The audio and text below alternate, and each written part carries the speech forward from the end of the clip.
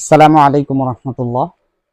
আজকে কোনো প্রোডাক্ট নিয়ে আসলে কথা বলবো না, খুবই দুঃখ নিয়ে একটা কথা বলতে চাচ্ছি।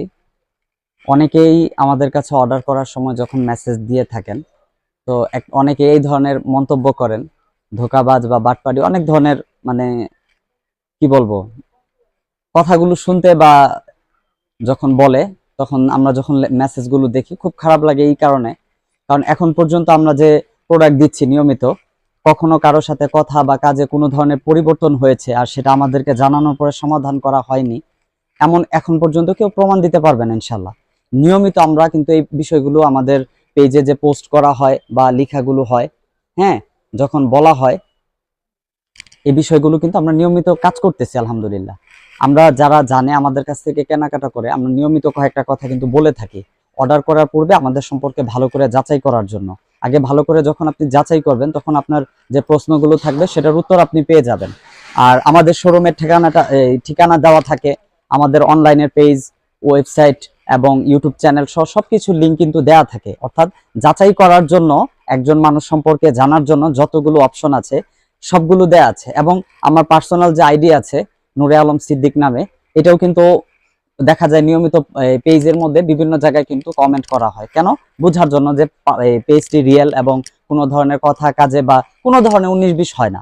তারপর অনেকে মেসেজ দিয়ে এমন এমন বাক্য উচ্চারণ করেন যেটা আসলে জানি না তাদের কোন অজ্ঞতার কারণে এই ধরনের কথা বলে থাকেন। আমি একজনের সাথে অন্যায় করেছি, সেটার জন্য আমি আরেকজনকে কিন্তু দোষারোপ করতে পারি না। তার সাথে আমার ভুল হইতেই পারে, সেটা ভিন্ন কথা, কিন্তু আপনি ঢালাও ভাবে কাউকে কোনো কিছু বলতে পারেন না। ব্যক্তিগত আমল যতই সুন্দর থাকুক না কেন, কিন্তু আমানতদার অর্থাৎ অন্যের ব্যাপারে, হকের ব্যাপারে যদি আপনি সতর্ক না থাকেন, তাহলে আপনার ব্যক্তিগত আমল দিয়ে আল্লাহ তাআলা আপনাকে কি বলবো, হাসরের ময়দানে জবাব দিতে পারবেন না ইনশাল্লাহ। এটা কিন্তু খেয়াল রাখবেন। ব্যক্তিগত আমল বলতে কি বোঝায় একটু নিজে নিজে ভেবে দেখবেন।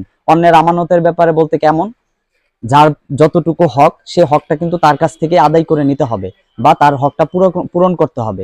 কিন্তু আপনি এই কথা বলবেন যে আপনার কথা কাজের মধ্যে পরিবর্তন ছিল তাই আমরা জানাইতে পারিনি, এটা হবে না।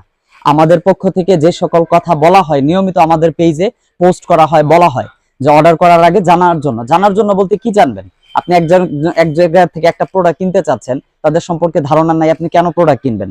শুধু কাস্টমার আর দোকানদার এই মন মানসিকতায় যারা রাখবেন প্রোডাক্ট, মেহরবানি করে অর্ডার করবেন না, অনুরোধ থাকবে।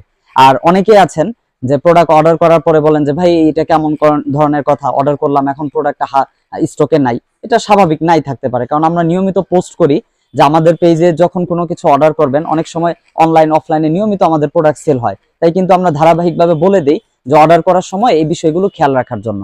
তারপরে যদি